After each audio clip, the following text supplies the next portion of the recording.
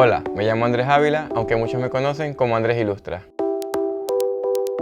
Como diseñador gráfico, me dedico principalmente al desarrollo de identidad de marca, habiendo podido trabajar con marcas como Top Roller, Mamba Rosa, Hyde, Otobondi, Fabricarte y Digiland.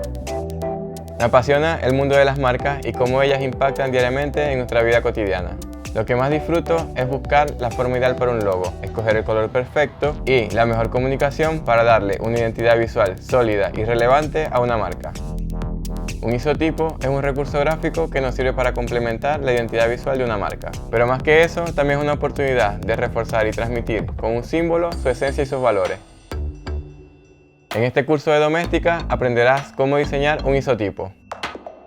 Partiendo de un brief inicial, te mostraré cómo conceptualizar, hacer síntesis gráfica y vectorizar el isotipo para una marca. Te enseñaré las características que conforman un isotipo y veremos los distintos tipos de identificadores de marca que existen.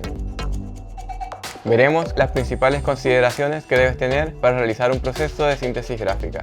Te enseñaré a trabajar la conceptualización del isotipo en base a los requerimientos del cliente. Veremos cómo armar un moodboard de referencias y luego te mostraré la síntesis gráfica del proyecto a través de la creación de un boceto.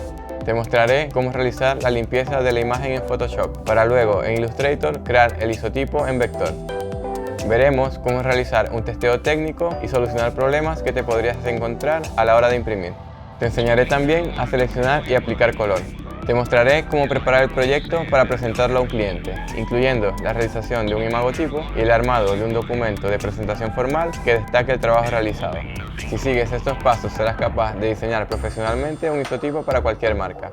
Para realizar este curso no necesitas conocimientos previos de Adobe Photoshop, pero sí te vendría bien tener nociones básicas de Illustrator. Por lo mismo necesitarás un computador con estos programas, además de útiles de escritorio, una impresora y la cámara de tu celular.